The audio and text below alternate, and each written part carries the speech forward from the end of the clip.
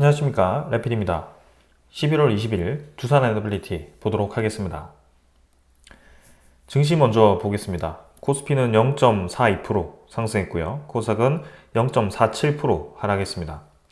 오늘 양증시 크게 상승 하락 없이 둘 다 약하게 상승 하락으로 마무리되었고, 외국인 투자자는 1,800억을 코스피에서 매도했고요. 기관 투자자는 1,700억 매수하면서 진행되었습니다. 코스피는 계속해서 외국인 투자자가 이탈하고 있습니다.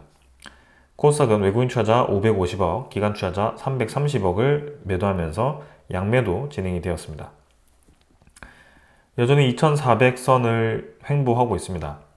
저점을 찍고 좀 올라오는 듯 하면서 크게 하락분에 대해서 빠르게 메워주지는 않고 있습니다. 삼성전자와 같은 그런 상위 종목에 의한 반등으로 좀 지수가 올라오기도 했는데, 여전히 이제 하락에 대한 골이 깊고요. 이게 이제 이번 주에 메워질지 아니면은 좀 더 시간이 필요할지는 지켜봐야 될 것 같습니다. 그러나 전체적인 흐름 자체는 전혀 좋지 않습니다. 21선과 61선, 121선이 모두 아래로 떨어지고 있고요.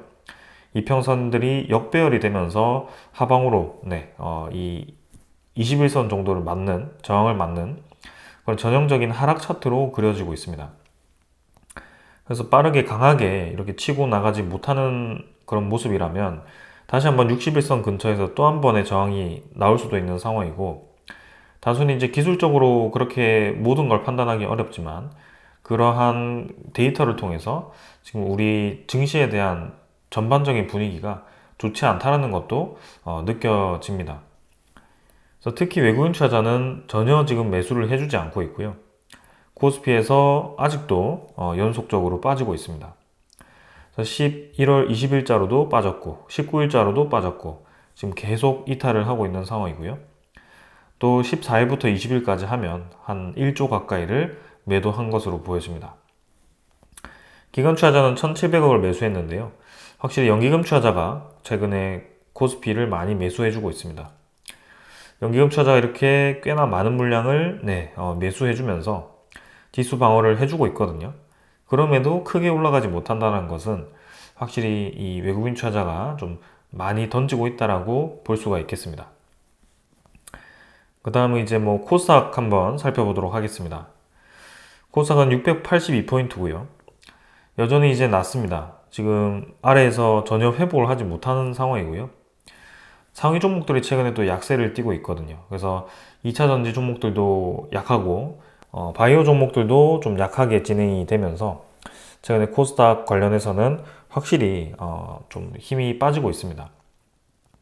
그래서 시장 분위기가 코스닥에 힘을 실어줄 만한 상황이 아니기 때문에 더 그렇게 되고 있다고 저는 생각이 들고요. 코스피와 마찬가지로 60일선에서 계속 저항을 받고 있습니다. 결코 이게 좋지 않거든요. 여기서 반등을 하더라도 60일선을 지금 채 넘지 못하고 단기 하락으로 계속 진행이 되고 있습니다. 그것 자체가 지금 증시 전체가 부담스럽다 이렇게 볼 수 있고요. 이평선들도 전부 역배열이 되어 있는 그런 상황입니다. 투자 수급은 외국인 투자자가 550억을 매도했고요. 지금 3일 정도에서 바짝 이탈하고 있습니다. 그리고 기관 투자자도 330억 매도했는데 지금 금융투자 투신 모두, 연기금 투자자 모두 지금 빠지고 있고요. 전체적으로 매도세가 집중되고 있습니다. 자, 그리고 이제 해외 증시를 보시면 나스닥은 또 1% 가까이 반등했고요. 다우도 크게 지금 떨어지지 않고 있고요. 니케이 상해종합도 보합 수준이었고요. 그래서 코스피가 최근에 확실히 좀 약세를 띠고 있다는 것이 보여집니다. 좀 괴리율이 크거든요. 자, 그래서 계속해서 언급드릴 수밖에 없는 것이 환율이 지금 잡히지가 않고 있습니다. 1397원입니다. 1400원 근처에서 조정을 받는 듯 하면서도 다시 밀어붙이고 있는 상황이고요. 월봉 입장에서 본다면 저점을 점점 높이면서 계속 상방 수렴을 하고 있는 그런 상황입니다. 이것이 우려스러운 게 한번 이제 방어선이 뚫렸을 경우에는 정말 이제 크게 올라갈 수 있는 그런 자리거든요. 지금 우리나라가 환율 관찰국이 될 정도로 원화에 대한 방어를 하고 있다라고 저는 보여지는데, 그게 지금 방어하는 수준이 이 정도라고 한다면 지금 이게 관리가 안 되고 있다. 전혀 이 대응을 할 수 없는 상황이다라고 생각이 됩니다. 그래서 한순간에 이 달러 가치가 폭등을 할 수도 있기 때문에 우리는 여기에 대해서 좀 눈여겨서 봐야 할 것 같습니다. 단순히 이제 달러 가치가 높아지는 것이 이 우리나라 수출 기업의 이득이다라고 볼 수 없는 것이 지금 전체적으로는 부담스러운 이 지표들이 많아지고 있습니다. 그래서 지금 이 환율을 방어하기 위해서 노력을 하는 것이고 우리나라의 금리도 계속 이 부분에 대해서 주시를 하고 있는 것입니다. 상당히 어려운 상황입니다. 그리고 이제 지금 지수 선물을 보시면 미국 증시는 또 이제 약하게 좀 올라가는 분위기고요. 유럽 증시도 같이 좀 올라가는 분위기입니다. 조금씩 뭐 약하게 올라가고 있는데 이것도 좀 더 보겠습니다. 그러나 가장 지금 부담스러운 것은 아무래도 환율이고 그 다음에 채권 금리입니다. 4.46%까지 또 이렇게 4.42%까지 또 반등을 했고요. 환율이 잡히지 않고 국채 금리도 잡히지 않고 있다. 시중 금리가 결국에는 잡히지 않고 있다는 것이 중요한 포인트인 것 같습니다. 그래서 기준금리와 지금 이 괴리감이 커지고 있고 지금 미국에 대한 물가 지표도 결국에는 CPI 지표가 예상치대로는 가고 있지만 그 예상치가 결코 물가가 안정되는 방향으로의 예상이 아니었습니다. 최근에 이 예상치는 물가가 다시 반등할 수도 있다라는 그런 예상치였기 때문에 시장이 계속 부담스러울 수밖에 없습니다. 원자재가 국제유가는 69달러 수준이고요. 비슷합니다. 근데 천연가스가 이제 올라가기 시작하죠. 3.1달러입니다. 겨울철마다 이제 좀 올라가는 그런 모양새가 나오긴 합니다만 최근에 이제 러시아와 우크라이나 전쟁이 격하게 좀 이제 확전이 될 우려로 치닫고 있습니다. 그래서 러시아가 과연 또 어떤 선택을 할지 모르겠지만 또 한번 이렇게 천연가스의 가격이 급등을 하고 있는 그런 상황입니다. 그래서 물가에 대한 그런 이 상승률을 또 자극할 수 있는 상황이고요. 에너지 가격을 제외한다면 근원 물가는 뭐 포함이 안 되겠지만 그래도 이 에너지 가격 자체가 확실히 올라간다는 건 부담스러울 수밖에 없습니다. 이 모든 것들이 지금 우리나라 증시를 계속 아래로 누르고 있는 그런 상황들이 되고 있습니다. 그리고 지금 가장 큰 문제는 물가가 전혀 잡히지 않고 있다는 거거든요. 영국이 지금 10월달 CPI 지표가 2.3%로 반등을 했다고 합니다. 12월에 금리 인하가 어렵다라고 얘기가 나는데 중요한 것은 반등을 한 게 중요한 게 아니라 에너지 가격 상한선 인상으로 9월 1.7%에서 크게 올라가지고 지금 2.6%가 올랐다고 합니다. 핵심 CPI도 3.3%로 9월보다 높아졌다고 하고요. 지금 금리가 고금리이긴 하지만 금리가 살짝 내려갔음에도 불구하고 물가는 여전히 잡히지 않고 있다는 것이 보여집니다. 그래서 이러한 추세가 지금 영국에서만 나오는 게 아닙니다. 미국에서도 같이 나오고 있다는 것이 문제이고요. 미국의 10월 소비자 물가 상승률이 예상치로 나왔지만 2.6%로 반등을 했다라고 얘기가 나왔었죠. 그래서 예상치에 부합했기 때문에 미국 증시는 크게 변동하지 않았지만 분명히 우리나라 증시에는 부담스러울 수밖에 없는 지표였습니다. 그래서 CPI 지표가 이렇게 반등을 했다는 것은 결국에는 물가가 다시 올라갈 조짐이 있다는 것이고 기준금리를 더 떨어뜨리기는 어려운 상황이고 저러한 지표들과 그 다음에 트럼프 대통령의 당선으로 국채에 대한 가격이 급락을 하면서 국채 금리가 올라가는 그런 상황 그리고 달러 강세에 의해서 우리나라 환율이 굉장히 부담스러워지는 상황이 만들어진 겁니다. 근데 이제 미국이 더 이상 금리를 내리지 못한다라고 한다면 금리 인하가 어렵다라고 한다면 당연히 한국은행도 금리를 내릴 수가 없습니다. 내릴 수 없죠. 그래서 3.2%대고요. 미국 금리는 4.5%대입니다. 근데 이 1.3%에 대한 차이가 이제 계속 유지가 된다는 거거든요.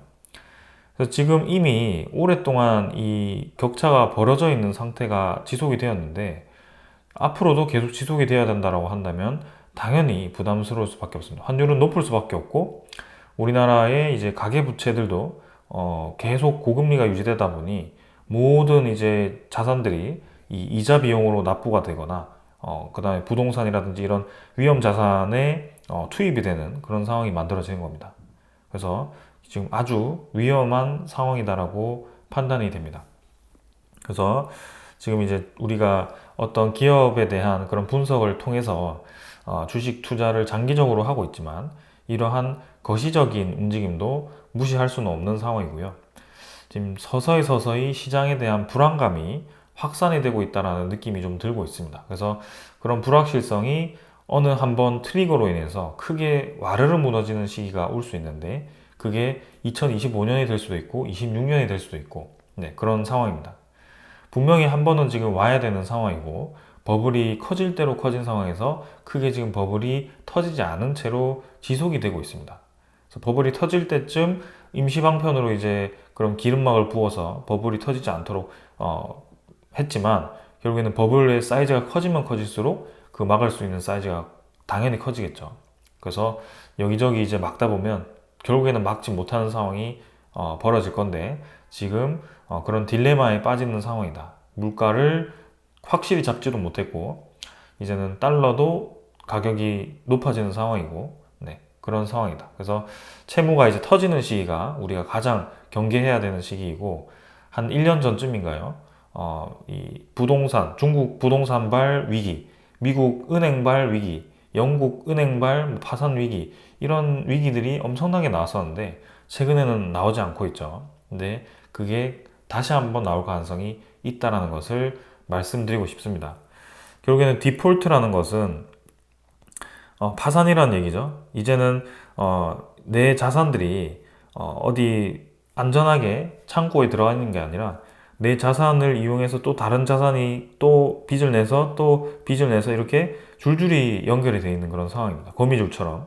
근데 그렇게 모든 자산을 이제 뿌려놓은 상황에서 어느 한 곳에서 이제 리스크가 나오면 그 다음 이제 이 돈을 상환해야 되는 사람들이 줄줄이 막히면서 그게 이제 한 번에 터지는 게 금융 위기가 될 수가 있습니다. 그래서 그러한 것들을 우리가 생각을 하면서 계속 신호를 포착하면서 지켜봐야 되는 상황입니다. 그래서 물가에 대한 상승률을 좀 경계를 하면서 일단은 지금처럼 계속 투자는 해보겠습니다. 자, 오늘 여기까지 하고 종목으로 넘어가도록 하겠습니다. 두산 에너빌리티 보겠습니다. 700원 하락했고요. 3.13%로 네, 하락 마무리되었습니다. 21,700원 마무리되었죠. 전날 올라갔던 거 꽤나 이제 많이 오늘 하락을 시켰고 시간의 거래는 별로 없었습니다. 전날보다 적었고 확실히 일별 거래가 적은 날에 좀 주가가 주로 떨어지는 모양새가 나오고 있고요. 최근엔 주가를 올렸다가 떨어뜨렸다가를 반복을 하면서 2만원 초반 정도를 계속 횡보를 하고 있습니다. 거래량 590만 주였고요. 특별하게 오늘 어떤 이유에 의해서 떨어졌다라기보다는 뭔가 기계적인 매수 매도에 의해서 이렇게 좀 떨어지는 모습이었다 이렇게 생각이 됩니다. 그래서 같이 움직이던 테마들 BHI도 좀 하락을 하였고요. G2파워는 좀 반등을 했는데 일단 뭐 요 정도 수준에서 크게 오늘은 변화 없었습니다. 자, 22,000원을 돌파하냐 마느냐 요거를 이제 계속 주시를 하고 있습니다. 자, 꾸역꾸역 지금 올라와 가지고 또 한번 우리가 맞이했던 고점 구간입니다. 이제 이 피크를 제외하고는 가장 높은 구간에 지금 가장 오랫동안 위치를 하고 있는 그런 상황이거든요. 그래서 21선 받치면서 5일선 받치면서 주가가 형성이 되고 있고 자, 한번 이제 거래량이 터지면서 강하게 좀 올라가기를 원하지만 지금 이제 하루하루 위태롭게 좀 행보를 하고 있습니다. 아직까지도 모든 이평선들은 정배열이 되어 가는 상황이고 전혀 문제될 것은 없어 보입니다. 자, 그래서 이번 주 목요일 금요일 남았고 그 다음에 다음 주 월요일이 리밸런싱의 그런 패시브 적용 기간이죠. 그래서 26일부터 그게 바뀌게 되는데요. 그 기간을 제가 주목을 하고 있습니다. 그래서 아무래도 리밸런싱 관련해서 두산 에너빌리티를 비롯한 관련 테마들이 좀 주목을 받을 가능성이 있다라고 저는 생각이 들고 있고 그러한 이유 때문에 외국인 투자자라든지 기관 투자자가 최근에 갑작스럽게 이렇게 많이 매수하고 있다라고도 생각이 되거든요. 그래서 한번 이러한 상황들 계속 체크를 해보겠습니다. 오늘 수급은 외국인 투자자는 85만 주를 매도하면서 전날 매수했던 것을 꽤나 이제 많이 매도했습니다. 그다음 기관 투자자는 12만 주 매도했고요.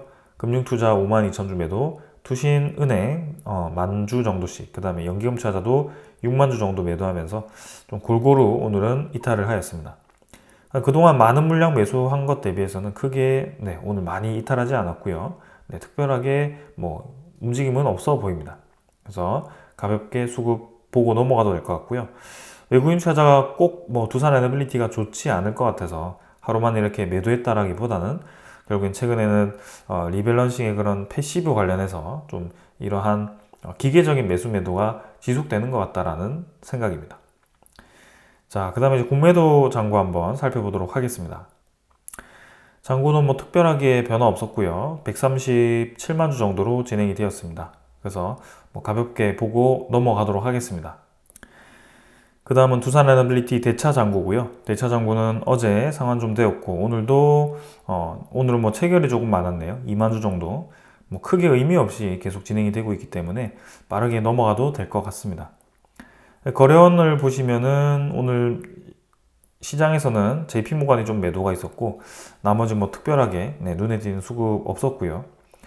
그래서 최근에 이 움직임 자체가 JP모간이 활발하게 보이고 있고 신한증권도 그렇고 좀 계속해서 그런 만기 관련해서 좀 움직임이 있는 것 같다는 생각입니다. 그래서 이번 주 목금도 그런 움직임이 있을 거고 다음 주 월요일이 피크를 찍고 이제 그 뒤부터 리밸런싱 된 움직임으로 진행될 건데요. 한번 지켜보도록 하겠습니다. 그 다음 종목 상세이고요. 상세 물량은 최근에는 뭐 거의 동일합니다. 추정 물량과. 그래서 85만 주 빠졌고 22.9% 정도로 거의 뭐 며칠 전과 계속 유지를 하고 있죠. 그래서 22점 후반대 정도 수준으로 진행되고 있고 뭐 특별하게 여기서 더 변화는 없는 상황입니다. 근데 아까도 말씀드렸듯이 다음 주 월요일 정도 리밸런싱 전에 뭐 외국인 투자자가 대량 매수가 진행되는지 그런 것들도 한번 볼 거고요. 그동안 골드만삭스가 한번 크게 들어왔었기 때문에 그 골드만삭스가 어떠한 움직임을 보이는지도 한번 보겠습니다. 자, 이 정도로 이제 진행을 했고요. 오늘 기술적인 부분들은 다 설명했고 넘어가도록 하겠습니다. 자, 그 다음에 이제 두산에너빌리티 소식들을 전해드릴 건데요. 오늘 뭐 특별한 소식은 많이 없습니다.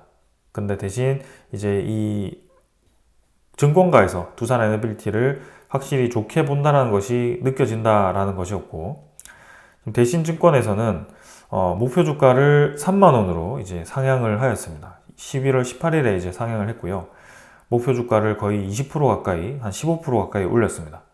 그래서 3만 원 정도로 상향을 했고 거기에 대한 근거는 K 원전의 해외 수주 확대, 그 다음에 가스터빈과 LTSA 수주 확대, SMR 설계 회사들로부터 주기기 수주가 이제 본격화될 거다.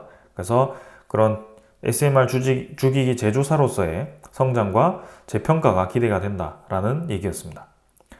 그래서 지금 이제 계속해서 이제 루마니아 뉴스케일 쪽의 루마니아 프로젝트, 그다음에 엑스에너지 쪽의 도우케미칼, XE, 내기 등을 시작으로 본격적으로 이제 많은 수주를 할 거다.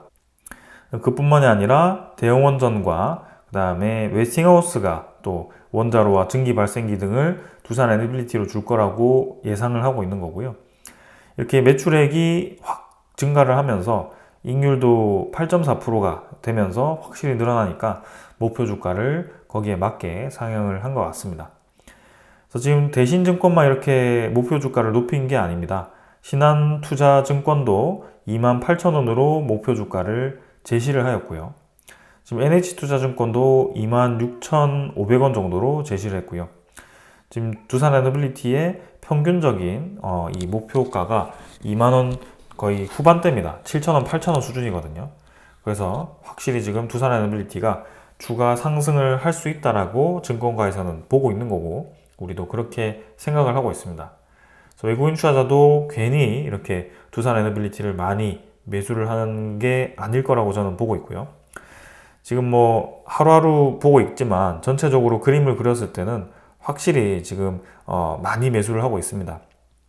근데 외국인 투자자가 매수를 한 구간을 보면 사실 그리 이 밴드가 크지 않거든요. 저점과 이 정도 고점이 좀 벗어나긴 하지만 계속 평균적으로 가격대를 형성하면서 매수를 해 왔습니다. 그래서 18,000원의 이 지분을 지금 10% 이상, 12%까지 이렇게 단기간에 늘려놓은 상황에서 외국인 투자자가 두산 에너빌리티 뭐 22,000원을 생각하고 들어오진 않았을 것 같고요. 그 이상을 보고 그 이상을 본 이 투자자들이 이런 리밸런싱과 같은 비율을 높이고 비중을 높였기 때문에 기계적으로라도 들어오는 것이다, 이렇게 생각이 됩니다. 자, 그래서 우리는 뭐 시간을 두고 좀 좋게 지켜보면 될 것 같고요. 계속 말씀드리지만 한 가지 이 좀 찝찝한 것이 이제 시장에 대한 불안감입니다. 그런 것들을 우리가 좀 생각을 해야 되고, 아까 말씀드렸듯이 물가 지표가 쉽게 잡히지 않는 상황, 그리고 강달러의 시대가 찾아온 상황, 우리나라의 금리 인하가 어려운 상황에서 이렇게 경제가 어려워지는, 부채가 부담스러워지는 그런 상황, 그런 것들이 이제 한번 트리거가 당겨질 수 있다, 이러한 리스크는 있습니다. 그래서 그런 리스크 생각하면서 두산 에너빌리티 그런 이 가능성 계속 보면서 투자를 하면 좋을 것 같고요. 이런 리스크가 단기간에 갑자기 불거질 수도 있기 때문에 그때그때마다 우리가 대응을 할 필요는 있을 것 같습니다. 무조건 장기로 가져간다고 이거를 계속 놔두기보다는 어느 정도 큰 파동이 예상될 때는 잠깐 그 파동을 피해서 대응을 하는 것도 저는 맞다라고 생각하거든요. 자, 일단은 올 연말까지는 큰 문제는 없을 것 같고요. 그거는 이제 내년에 한번 살펴봐야 될 것 같고, 우리에게 가장 중요한 것, 이제 웨스팅하우스 합의와 한미 원전에 대한 본격적인 협력 소식, 그리고 11차 정기분에 대한 확정과 이러한 두산 에너빌리티의 본격적인 수주 소식들이 확실하게 필요해 보입니다. 그래서 그런 것들 기다리면서 천천히 한번 지켜보도록 하겠습니다. 자, 그 다음 이제 본격적인 소식들을 전해드리도록 하겠습니다. 먼저 전해드릴 소식은요, DLENC와 X에너지가 노르웨이 소형원전 시장을 동반 진출을 한다라고 합니다. 그래서 노르웨이 원전 기업과 DLENC에 이어서 X에너지와 MOU 체결을 하였고요. 몽스타드 지역의 소형원전 개발을 추진하고 있습니다.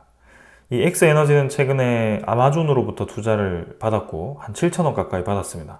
그래서 확실히 이제 미래형 소형 모듈 원전이기 때문에 많은 투자를 받을 수 있고 그런 많은 계약을 할 수 있을 걸로 생각이 되고요.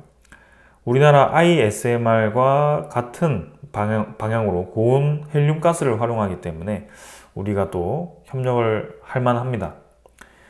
자, 그래서 지금 엑스에너지의 프로젝트에 DLENC가 이렇게 같이 MOU 체결을 한 것으로 보여지지만, 결국에는 엑스에너지와 두산 에너빌리티도 같이 묶어서 진행을 할 거고, 이 원자로 제작 같은 경우는 두산 에너빌리티가 또 수행을 할 것이기 때문에 엑스에너지에 대한 횡보도 한번 우리가 기대를 해봐도 될 것 같습니다. 그래서 XE 모델로 해서 지금 아주 많은 이 계약을 준비하고 있기 때문에 특히 미국 내 시장이 꽤 크거든요. 그런 것들을 우리가 주목해 볼 필요가 있겠습니다. 그 다음은 산중미에서 이제 고준위 특별법 안건이 상정이 되었다고 합니다. 이게 이제 뭐 계속 올해 내내 이 고준위 특별법이 통과되냐 마냐 이 얘기가 나왔었는데요. 사실 지금도 가봐야 압니다. 그죠?